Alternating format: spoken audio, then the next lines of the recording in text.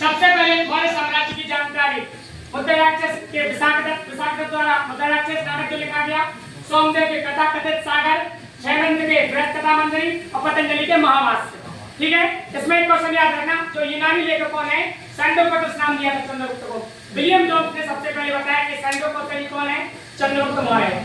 पहला वर्ड याद रखना। फिर मेगास्थनीज के बारे में याद रखना, जो सेल्यूकस निकेटर ने अपने मेगास्थनीज को चंद्रगुप्त मौर्य के दरबार में भेजा था।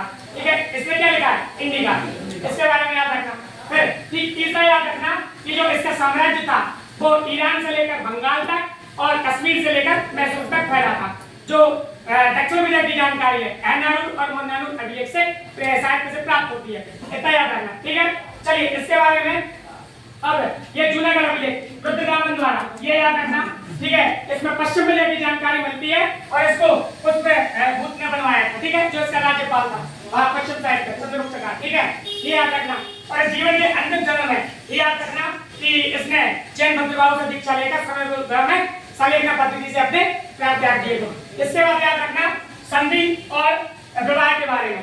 जो सेल्यूकस निकेटर की लड़की क्या कौन थी, हेलेना, का विवाह किससे हुआ था, चंद्रगुप्त मौर्य। सबसे पहले लड़ाई हुई थी किसकी, चंद्रगुप्त मौर्य और किसकी, सेल्यूकस निकेटर। अब इनका संधि का वर्णन करता है कौन, प्लूटार्क। कौन कहता है, कि 500 हाथी लेकर, ठीक है, उसने चार राज्य दे दिए थे चंद्रगुप्त मौर्य को, है ना। और कौन से, गांधार और मकरान, जिसको बलूचिस्तान बोलते हैं, ठीक है, काबुल और हेरात, चार याद रखना। ठीक है, इसके बाद उसकी लड़की हेलेना का विवाह चंद्रगुप्त से हुआ। इसका वर्णन किसने किया है, अल्कियानस ने किया, अपनी लड़की के साथ उससे की।